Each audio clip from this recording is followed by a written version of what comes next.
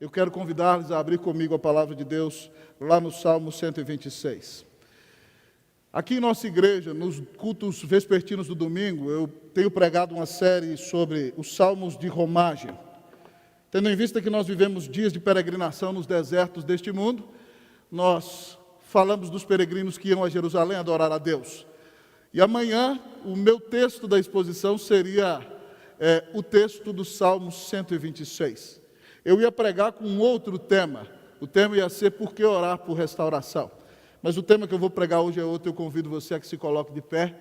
Mas amanhã eu não repito a exposição, viu, membros da igreja? Amanhã eu pulo para o Salmo 127, porque os membros da igreja estão conosco também no YouTube da Igreja Presbiteriana do Brasil. Damos as boas-vindas aos demais pastores, irmãos e pessoas que nos visitam nessa noite. Assim diz a palavra do Senhor no Salmo 126. Quando o Senhor restaurou a sorte de Sião, ficamos como quem sonha. Então a nossa boca se encheu de riso e a nossa língua de júbilo. Então entre as nações se dizia: grandes coisas o Senhor tem feito por eles. Com efeito, grandes coisas fez o Senhor por nós, por isso estamos alegres. Restaura, Senhor, a nossa sorte, como as torrentes no Neguebe. Os que com lágrimas semeiam, com júbilo ceifarão. Quem sai andando e chorando enquanto semeia, voltará com júbilo, trazendo os seus feixes. Oremos ao nosso Deus. Lembre-se aí, meu irmão, minha irmã, de colocar o celular no modo avião, porque Jesus vai falar com você na pregação, certo? Então vamos ficar ligado aí. Eu vou até botar o meu aqui também, modo avião, para a gente ouvir o Senhor falar conosco na exposição do texto. Oremos ao nosso Deus. Bendito Deus, eterno Pai, toda glória seja dada ao teu santo nome. A ti, ó Deus Pai, Filho e Espírito Santo, nós adoramos, nós exaltamos, a teu nome bendizemos. Muito obrigado, Deus, pelo privilégio que o Senhor nos dá de celebrar o 161º aniversário de nossa igreja. E muito obrigado, Senhor, porque foi o Senhor na eternidade que decretou a existência da IPB. Ó Pai, foi o Senhor, Deus, ó Pai, que mandou Simonton e centenas de missionários ao Brasil e despertou obreiros aqui, e esta igreja tem pregado o Evangelho com desejo de fazê-lo com fidelidade para a glória e para a honra do nome de Jesus. Ó Senhor, seja propício a nós pecadores nesta noite. Nós não temos justiça própria alguma e não ousamos estar de pé diante do Senhor confiados em nossas próprias obras. Mas confiamos na obra do Cordeiro, que deu sua vida na cruz do Calvário para pagar os nossos pecados.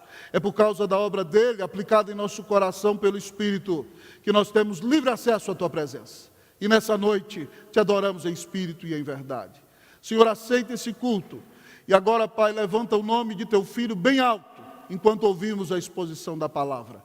Fala poderosamente aos nossos corações. Consola-nos, Deus, nesses dias de tanta crise, de tanta dor, de tanta dificuldade.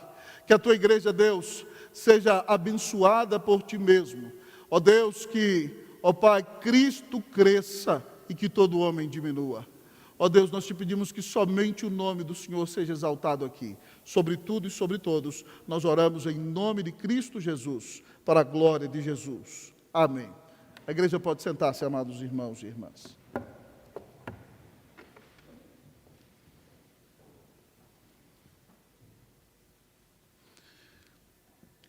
Entre todas as circunstâncias que democratizam os homens, sem sombra de dúvidas, amados irmãos e irmãs, uma das mais marcantes é a adversidade.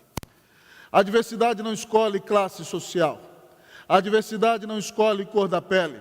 A adversidade não escolhe sexo. A adversidade não escolhe religião. Ela mora no barraco, mas visita de vez em quando a mansão. Ela vem assessorada pela crise nos relacionamentos e se manifesta na falta de alimentos. A verdade é que a qualquer momento, seja no campo ou na cidade, na realidade, todo ser humano vai enfrentar a adversidade. Haja vista, amados irmãos, a pandemia que tem afetado o mundo inteiro e já tem trazido um tremendo impacto no nosso país. Temos visto pessoas que amamos sendo chamadas pelo Pai Eterno à sua presença. Temos visto pessoas que amamos lutando fortemente contra a enfermidade. Amigos e irmãos estão perdendo seus empregos. O país enfrenta uma crise econômica. As igrejas enfrentam grande batalha nesses dias. E qual será o nosso posicionamento como igreja histórica com 161 anos de existência, em dias de tanta crise, em dias de tanta dor, em dias de tanta angústia? Como, amados irmãos, nós enfrentaremos esses dias de luta, de dor e de adversidade? Nesse texto, amados irmãos e irmãs, nós encontramos o salmista enfrentando um momento de grande adversidade. Deus levou o seu povo cativo à Babilônia por causa dos pecados do seu povo. Os profetas do Senhor advertiram o povo, mas ele não se arrependeu. Então, no ano 597, Nabucodonosor toma a cidade de Jerusalém. E o povo de Judá é levado cativo à Babilônia. O Senhor profetizou por boca de Jeremias que depois de 70 anos eles voltariam. Mas eu gostaria de que você imaginasse comigo, imagine se um exército inimigo chega aqui à nossa cidade e sitia a cidade. E de repente esse exército sai queimando todas as casas. E esse exército destrói o lugar no qual nós adoramos. E esse exército mata diante dos nossos próprios olhos as pessoas que amamos. E tudo aquilo que é significativo para nós é destruído naquele momento. E depois de assolar com tudo que é valoroso para nós, abusando e desrespeitando pessoas que amamos diante dos nossos olhos, aquele exército, então, faz de nós pessoas encarceradas e nos leva aproximadamente 1000 quilômetros a pé para um lugar onde nós não conhecemos, não falamos a língua. Como nós nos sentiríamos em uma situação como essa? Em outro salmo, o salmista diz que nos salgueiros da Babilônia eram pendurados as harpas, e os babilônios diziam: cantem para nós os cânticos de Sião.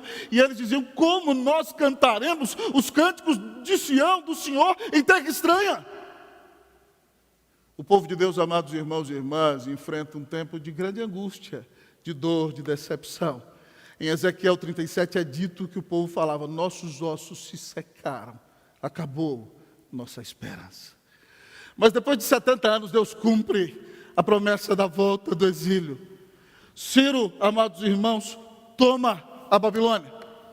E como Daniel é muito influente, ele se torna influente nos governos persas. E provavelmente Daniel leu para Ciro a profecia que está em Isaías 44, 28 e Isaías 45.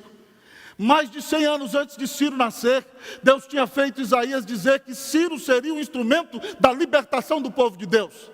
Então Ciro, o rei da Pérsia, fica muito feliz, provavelmente ouvindo Daniel, e decreta a volta do povo judeu para Jerusalém. Um grupo volta primeiramente. Imagine agora, depois de 70 anos de cativeiro, longe da cidade do Senhor, longe do lugar no qual o Messias vai nascer. Agora então a alegria inunda a alma desse povo. O povo que não conseguia cantar, agora voltou a cantar. O povo que só chorava, voltou a sorrir. E então a alma deles foi inundada de festa. E eles fizeram uma grande viagem, com grande júbilo e alegria, louvando a Deus por tão maravilhosa salvação. Mas depois, amados irmãos, de tão grande libertação e de uma viagem tão intensa, eles chegam a Jerusalém. E qual não é a cena quando você encontra aquela grande cidade desolada? Muralhas estão no chão, portas queimadas pelo fogo. A casa de Deus está destruída. Os que moram nos arredores daquela cidade vivem em grande miséria e dificuldade. É diante dessa cena que provavelmente foi composto o nosso salmo. E esse salmo, amados irmãos e irmãs, nos ensina como reagir diante da adversidade. Como reagir diante da adversidade. Para nós, como Igreja Presbiteriana do Brasil, que enfrentamos um tempo de pandemia e já enfrentamos outras dificuldades no passado, esse salmo é muito pertinente. Então você que está em casa, escancare bem as janelas da mente e deixe bem abertos os portões do coração, porque o Espírito do Senhor vai falar com você pelas Escrituras e vai te mostrar como reagir diante da adversidade. Em primeiro lugar, o texto da palavra nos diz: recorde os feitos do Senhor. Como reagir diante da adversidade? Recorde os feitos do Senhor. Leamos, irmãos, versículos de 1 a 3. Versículos de 1 a 3 diz o texto, leamos todos. Quando o Senhor restaurou a sorte de Sião, ficamos como quem sonha. Então a nossa boca se encheu de riso e a nossa língua de júbilo. Então entre as nações se dizia: grandes coisas o Senhor tem feito por eles. Com efeito, grandes coisas fez o Senhor por nós. Por isso estamos alegres. Diante de uma situação terrível, de um quadro de angústia, o salmista se lembra da grande libertação que Deus acabou de dar ao seu povo. Quando o Senhor restaurou a sorte de Sião, a ideia do verbo no hebraico também, quando o Senhor trouxe de volta os nossos cativos, ou seja, o Senhor nos deu a libertação, nossa alma se encheu de sonho. É como quando você recebe uma boa notícia e não acredita e diz assim: me belisca para ver se é verdade. Eles voltaram a sonhar. O povo que vivia triste e deprimido diz que na boca deles foi desenhado um grande sorriso, a nossa boca se encheu de riso. Eles voltaram a cantar. Você já viu a alegria de judeu? Imagina eles cantando: Avinu Shalom Aleichem, Avinu Shalom Aleichem, Avinu Shalom Aleichem, Avinu Shalom, Shalom, Shalom Aleichem. Eles voltaram a celebrar com grande alegria. E as nações que foram levadas cativas à Babilônia juntamente com eles começaram a dizer: Deus ama esse povo. Nenhuma das nações que estão aqui na Babilônia experimentaram uma libertação com esse povo. Deus tem um negócio com esse povo. Deus ama esses tais judeus. Deus os libertou. Então entre as nações se dizia: grandes coisas o Senhor tem feito por eles. E diante da cena de destruição, o salmista é obrigado a reconhecer: é verdade, grandes coisas fez o Senhor por nós, por isso estamos alegres. Só pode se regozijar na tribulação, na angústia, na adversidade, no momento de luta, no momento de dor, aquele que olha para trás e recorda os grandes feitos do Senhor realizados em seu favor. Como reagir diante da adversidade? Recorde os feitos do Senhor.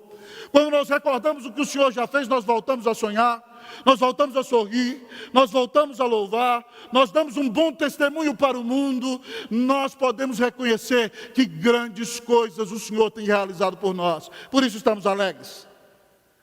Amados irmãos e irmãs, eu não posso deixar de recordar o que Deus fez na vida do jovem Ashbel Green Simonton.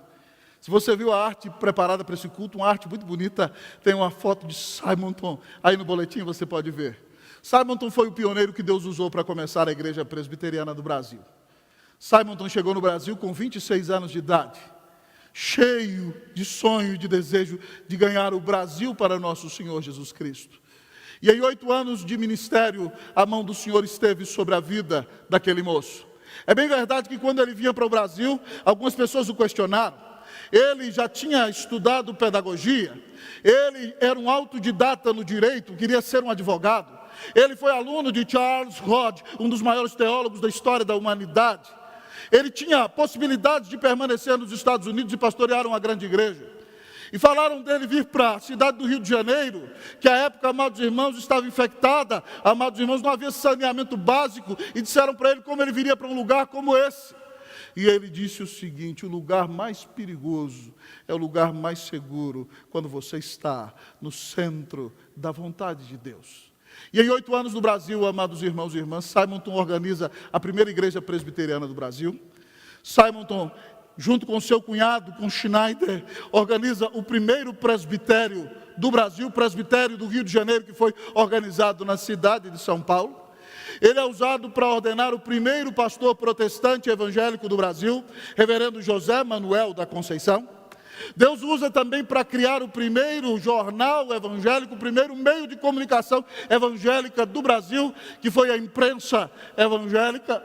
E se não bastasse, ele fundou o nosso seminário pioneiro, onde estudaram 4 pastores preciosos. Um deles foi o pastor fundador desta igreja, que foi aluno de Simonton, reverendo Modesto Perestrelo Barros de Carvalhosa.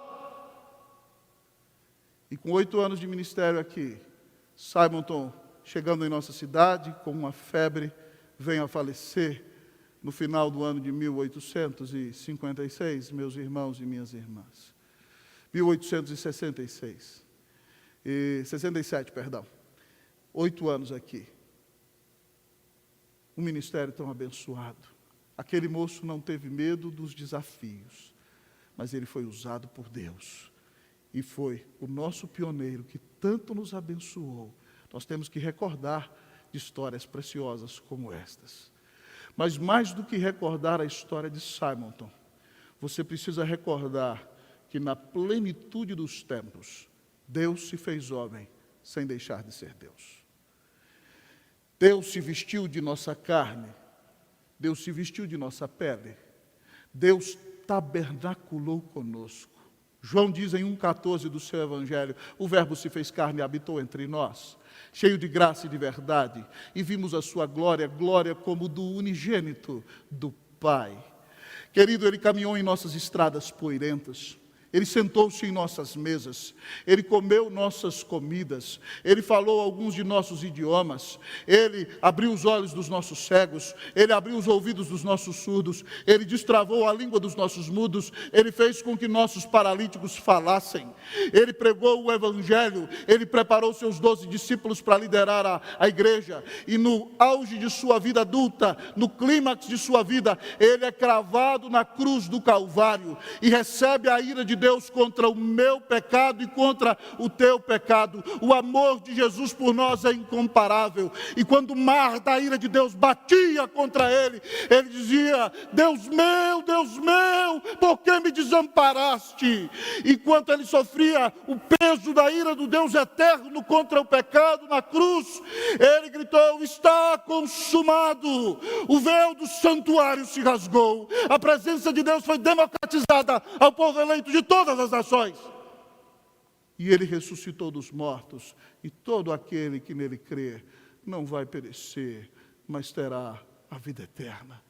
Nós, como Igreja Presbiteriana do Brasil, temos que recordar a fidelidade de Deus no sustento da sua igreja, mas sobre todas as coisas temos que recordar que nunca alguém nos amou como o Salvador nos ama, que deu a sua vida na cruz para pagar o nosso pecado e ressuscitou. E nós cremos neste grande Deus e Salvador Jesus Cristo, e por causa dele nós temos vida eterna, nós somos declarados justos no tribunal de Deus, nós somos reconciliados com o Pai, nós somos adotados como filhos de Deus. Das mãos do Senhor ninguém nos pode arrebatar.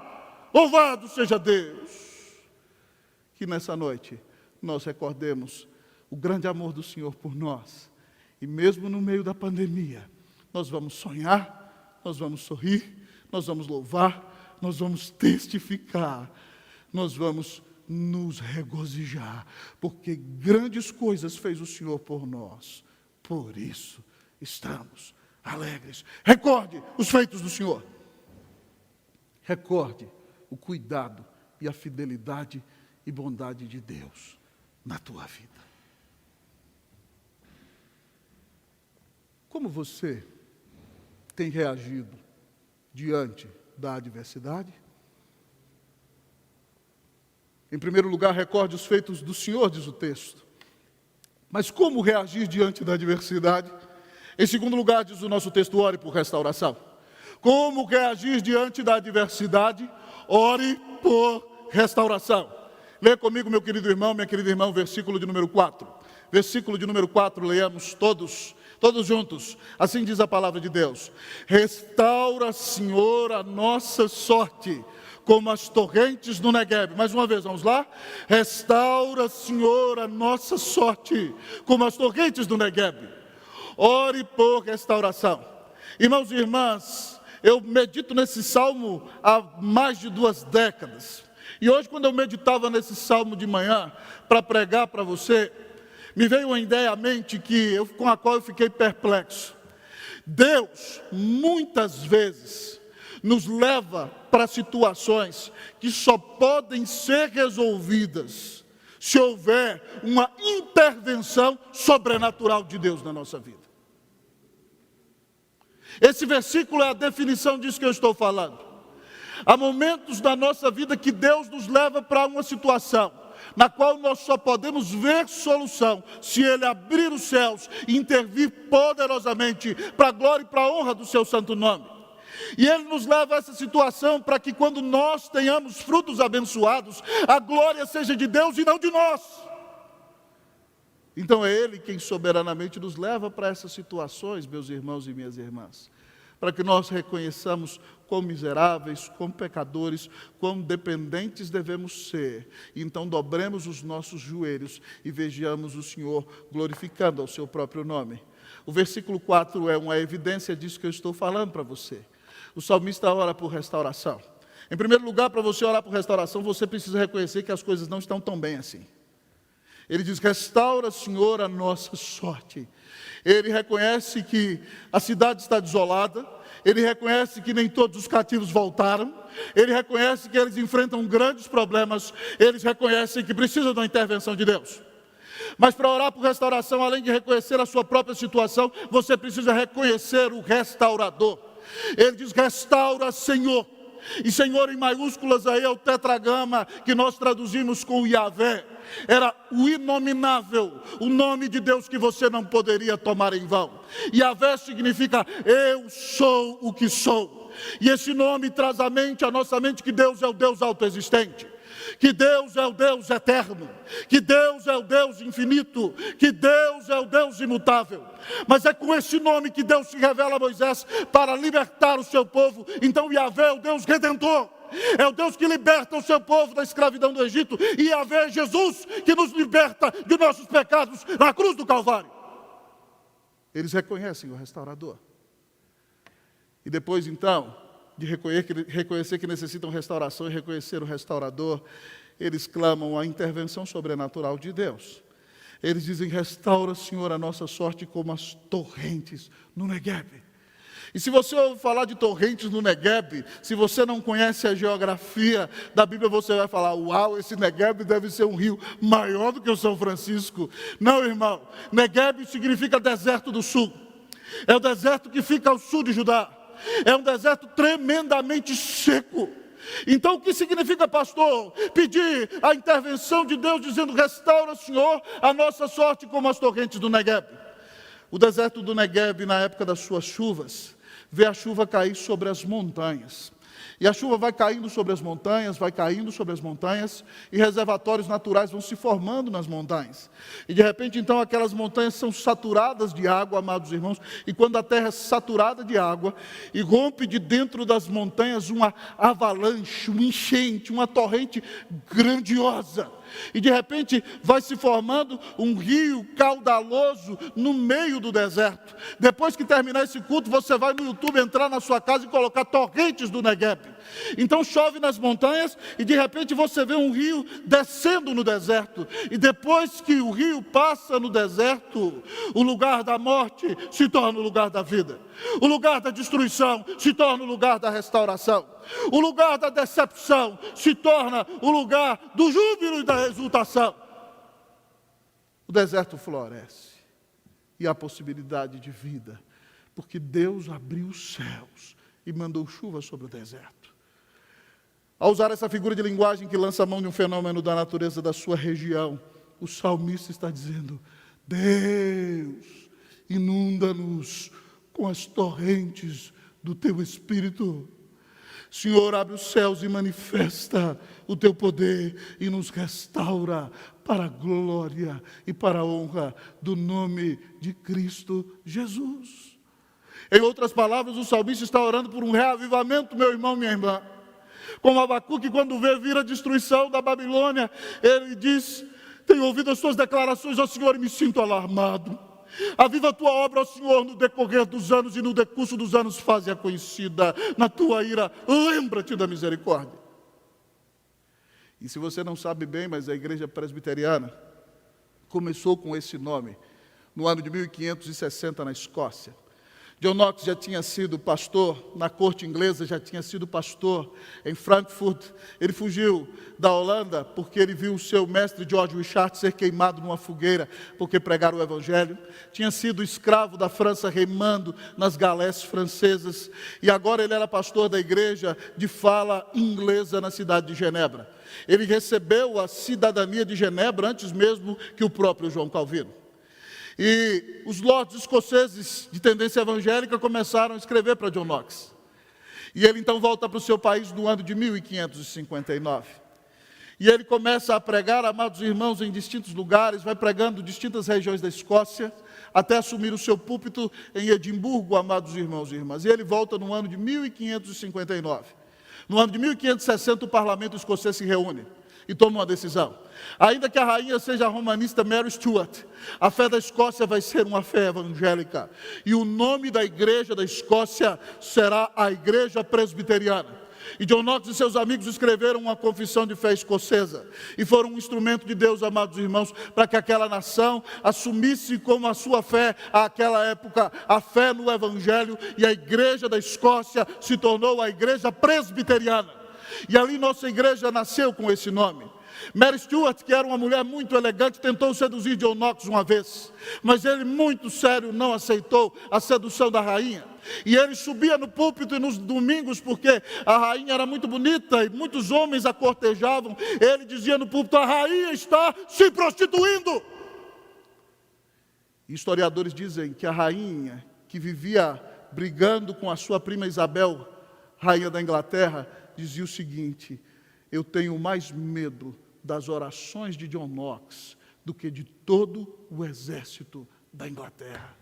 Eu tenho mais medo das orações de John Knox do que de todo o exército da Inglaterra. Você sabe como John Knox orava, meu irmão? Ele orava assim: Senhor, dá-me a Escócia para Jesus, senão eu morro. Senhor, dá-me a Escócia para Jesus, senão eu morro. Senhor, dá-me a Escócia para Jesus, senão eu morro. Tal era o amor de Knox pelo Senhor, pelo Evangelho, pela sua palavra, pelo povo eleito de Deus do seu país, que ele dizia: Deus, eu estou disposto a morrer para ver a Escócia prostrada aos pés de Jesus. Nós temos orado assim, irmãos: Senhor, dá-nos São Paulo para Jesus, senão eu morro. Senhor, dá-nos o Brasil para Jesus, senão eu morro. Esse é um tempo, irmãos e irmãs, de nós dobrarmos os nossos joelhos, de reconhecermos que necessitamos a intervenção de Deus no nosso meio, de reconhecer que o Senhor que morreu na cruz tem o poder de nos encher com o seu Espírito Santo, de reconhecer que só o Espírito do Senhor pode ressuscitar almas e pode converter os eleitos. Esse é o momento de nós chamarmos a igreja para orar e dizer: Senhor, dá-nos o Brasil para Jesus. O Brasil só vai mudar quando o coração dos brasileiros mudar. E o coração dos brasileiros só vai mudar quando eles receberam a regeneração do Espírito em seu coração. Então é nosso papel como igreja reconhecer a nossa necessidade, reconhecer o poder do nosso Deus, reconhecer o poder do Evangelho e dizer: Senhor, dá-nos São Paulo para Jesus. Nessa igreja nós temos orado assim, irmãos, e pedimos ao Senhor com todo o coração. Algumas vezes dizendo: Senhor, dá-nos almas, ou leva a nossa alma, como dizia o grande pregador George Whitefield. Igreja Presbiteriana do Brasil. É tempo de olhar para trás e agradecer, mas é tempo de dobrar os joelhos e pedir: Senhor, abre os céus e envia um tempo de reforma e de reavivamento, de maneira que milhões dos teus eleitos sejam convertidos em nossas igrejas, de maneira que nossos púlpitos preguem com clareza e fidelidade as Escrituras e exaltem o Evangelho de Jesus, de maneira que nossa igreja seja um instrumento para mudar a história dessa nação. Irmão, ore por um reavivamento, ore por um reavivamento na sua vida, ore por um reavivamento na sua família, ore por um reavivamento na sua igreja local. Ore por um reavivamento na nossa denominação. Ore por um reavivamento em outras igrejas do Brasil que estão flertando com o liberalismo.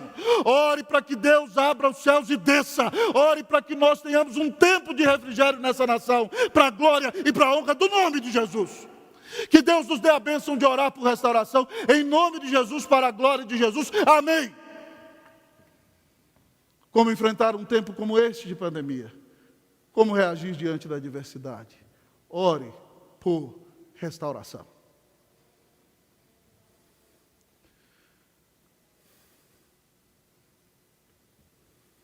Como você tem reagido diante da adversidade? Você tem murmurado? Você tem dito, Deus se esqueceu de nós? Você só fica dizendo, eu não aguento mais ficar trancado dentro de casa. Como você tem reagido nessa pandemia? Como reagir diante de tão grande adversidade? Recorde os feitos do Senhor. Ore por restauração. Mas em último lugar o texto diz, espere a resposta do Senhor. Como reagir diante da adversidade? Espere a resposta do Senhor. Agora, amados irmãos e irmãs, o salmista pinta um quadro diante dos nossos olhos. E no quadro que ele pinta, nós vemos um peregrino daquela região seca da Palestina, levando na sua sacolinha as suas últimas sementes. E ele vai chorando e andando no meio da angústia, mas ele confia em Deus e ele lança a sua semente. Ele lança a sua semente. Ele lança a sua semente. E o nosso texto é uma obra-prima de poesia hebraica, amados irmãos, porque poesia hebraica nem sempre rima os fonemas, mas ela rima os pensamentos. Esses dois versículos são ricos em paralelismos que nos deixam impressionados. Os primeiros paralelismos, o salmista nos diz que o crente sofre. Os que com lágrimas. Quem sai andando e chorando. Se alguma igreja está dizendo para você aí, pare de sofrer se você está sofrendo porque você não tem fé, essa igreja não está pregando as Escrituras. Porque o Salmo diz aqui que os que com lágrimas. Que você sai andando e chorando. E esse ano, irmãos, tem sido literalmente um ano de sair andando e chorando para todos nós. Mas o Salmo diz, amados irmãos, talvez no segundo versinho, repetindo a ideia, que o crente trabalha mesmo no meio da provação. A provação, a dor, a angústia, a lágrima e o sofrimento não podem nos deter. Os que com lágrimas semeiam. E aí ele vai para a rima do pensamento, quem sai andando e chorando enquanto semeia. O crente, amado irmão, é aquele que trabalha, é aquele que luta, é aquele que semeia, é aquele que não desiste mesmo no dia da angústia, mesmo no dia da seca, mesmo no dia da pandemia, mesmo no dia da dor. Nós vamos continuar semeando o Evangelho. Nós vamos continuar pregando a palavra de Deus. Mas aí o Salmo nos diz, amados irmãos, porque nós cremos que Deus responde à nossa oração, à esperança de colheita. Ele diz no versículo de número 5 que eles ceifarão. E aí ele pinta o quadro, expande a figura de linguagem, mostrando que depois, aquele que chorou na plantação e na seca, voltará com o braço cheio de trigo, trazendo seus feixes. Ele voltará com uma grande colheita nas mãos. O salmista está dizendo que Deus é o Deus que responde às nossas orações. E aí ele termina, irmãos, num tom maravilhoso, porque lá no início ele fala que a boca se encheu de riso. Depois no meio ele diz que por isso estamos alegres. E depois ele diz que os que com lágrimas semeiam com júbilo, e a expressão com júbilo significa literalmente saltando de alegria. E ele repete, quem sai andando e chorando enquanto semeia voltará com júbilo, saltando de alegria. Amados irmãos, nós somos um povo feliz. Mesmo que haja lágrimas, mesmo que haja semeadura angustiante, nossa alegria está posta em nosso Senhor e Salvador Jesus Cristo. Nossa alegria está posta no Deus bondoso, que responde às nossas orações conforme a sua soberana vontade. Esse Deus que promete abençoar a nossa semeadura e responder às nossas orações. E o Senhor promete que haverá júbilo saltitante e alegria para todos nós, mesmo que nós semeemos em dias difíceis, em dias de angústia. Espere a resposta do Senhor. Não deixe de lutar. Ainda que você semeie chorando, ainda que você enfrente momentos de grande dor, continue semeando, continue trabalhando, persevere, seja fiel.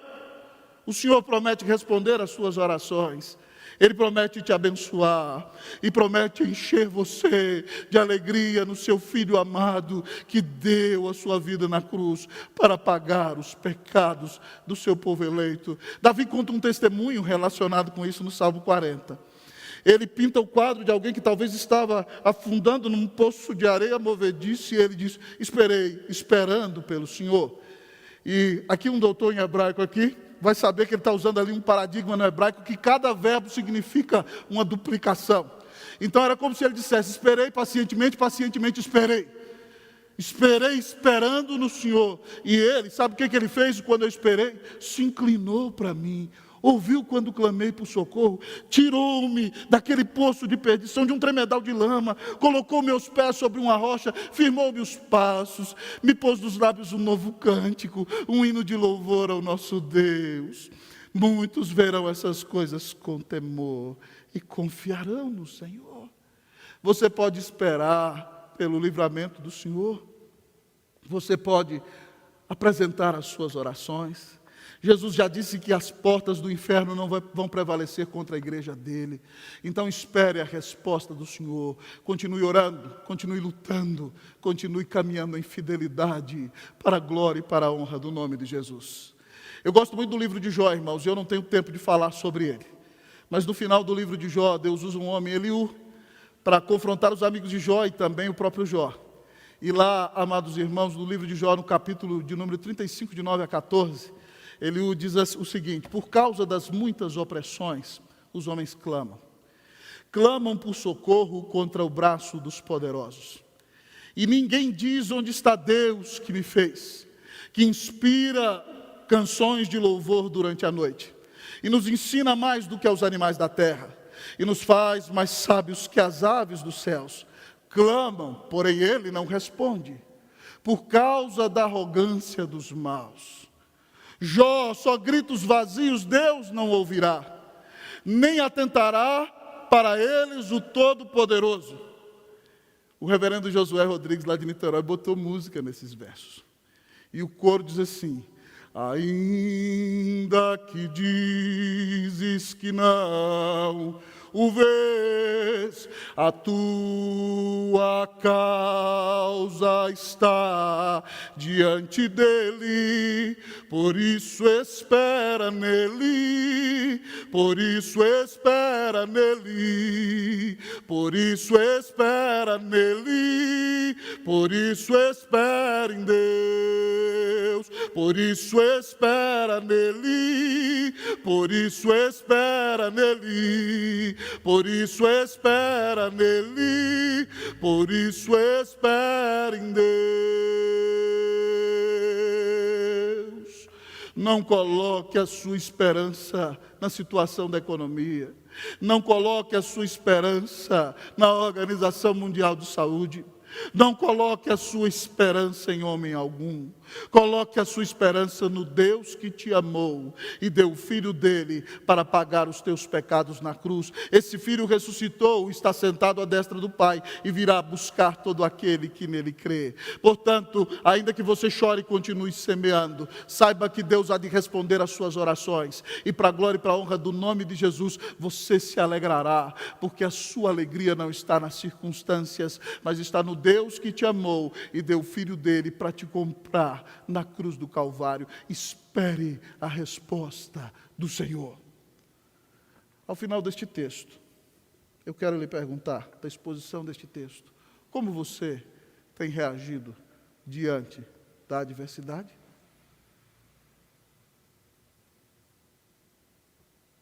O salmo é claro. Recorde os feitos do Senhor. Ore por restauração. Espere a resposta do Senhor. Se você está me ouvindo pela internet e não tem Cristo no seu coração, você sofre da maior enfermidade que existe, da maior adversidade, que é uma vida de pecado. A Bíblia diz que você está morto nos seus delitos e pecados. Você está debaixo da ira de Deus. E se você não receber a Cristo em seu coração, você corre sério perigo. Talvez você me pergunte, pastor, como então eu vou enfrentar essa grande adversidade do pecado em minha vida, essa natureza maldita no meu coração? Recorde que na plenitude dos tempos, Deus amou o seu povo e mandou o Filho dele para morrer na cruz e pagar os seus pecados. Em segundo lugar, então, agora onde você está, ore reconhecendo que você é um pecador. E ore a Deus pedindo a Ele que perdoe os seus pecados. E diga a Ele que você crê que Deus ressuscitou a Jesus dos mortos. E você confessa com a sua boca que Ele é o seu Senhor. E se você assim o fizer, a Bíblia diz que você será salvo. Então, tendo você crido, Deus te declara justo pela fé no tribunal dEle. E agora então você é adotado como filho de Deus, é reconciliado com o Pai. Ninguém arrebata você das mãos de Jesus. E agora então, você vai viver neste mundo, peregrinando no deserto dessa existência, frequentando uma igreja presbiteriana do Brasil, comprometida com a pregação das Escrituras, até que Cristo volte, para que você o veja face a face e desfrute na eternidade da plena restauração que Ele te deu. Recorde os feitos do Senhor, ore por restauração, espere a resposta do Senhor. Que Deus nos visite com uma reforma, com um reavivamento, com um tempo de restauração, em nome de Jesus, para a glória de Jesus. Amém. Vamos orar? Eu convido a igreja que se coloque de pé.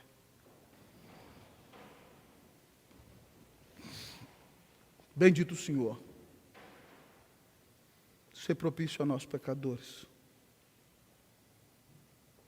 Pai, que essa palavra pregada, porque o Senhor usa as coisas loucas do mundo para envergonhar as sábias, através da limitação humana, que essa palavra, Deus, plantada nos corações pelo Espírito Santo, frutifique, ó Deus, para a glória e para a honra do Teu santo nome. Consola o coração da Tua igreja, que nós nos recordemos que o Senhor tem sustentado o IPB, o Senhor mandou Jesus para nos salvar. Senhor, o Senhor tem mandado esse tempo de crise para nós dobrarmos os nossos joelhos e clamarmos por um tempo de reavivamento e reforma. Pois bem, Senhor, nós estamos aqui humilhados diante de Ti. Ser propício a nós pecadores, Pai. Nós esperamos a Tua resposta. Nós vamos continuar semeando, Senhor. Senhor, nós estamos chorando, Senhor. Tem sido com lágrimas. Não tem sido fácil. Mas nós nos alegramos do Senhor. E nós esperamos a Tua resposta. Obrigado pelo grande Redentor que nos deste. Porque nunca alguém nos amou como Jesus nos ama. Nós queremos consagrar toda a nossa vida a Ele, para anunciar Seu nome, para exaltá-lo sobre todas as coisas, para dizer para esse Brasil que a esperança dele está em Jesus. Usa-nos para levantar bem alto o nome de Teu Filho, que os Teus eleitos, Deus, se convertam na igreja presbiteriana do Brasil. Eu quero pedir, Deus, ó Pai, que o Senhor nos dê os Teus eleitos no Brasil, e que eles venham para a igreja, não porque nós somos bons por nós mesmos, pois se temos tido fidelidade às Escrituras é por Tua graça, mas que eles venham, Deus, ó Pai, para a IPB, para aprender uma palavra sadia e para ter um relacionamento vivo e pessoal com o Senhor. Muito obrigado pelo Sínodo de São Paulo. Abençoa cada um dos irmãos que aqui está. Abençoa o presbítero Furlan, ó Deus, na liderança dessa equipe de trabalho. Abençoa cada um dos amados irmãos que aqui estão. Abençoa os irmãos que estiveram conosco na igreja e todos os que ouvirão esta mensagem. Ó Deus, que o Senhor nos fortaleça, que o Senhor nos dê vitória sobre a adversidade. Nós te pedimos e te imploramos, em nome de Jesus, para a glória de Jesus. Amém.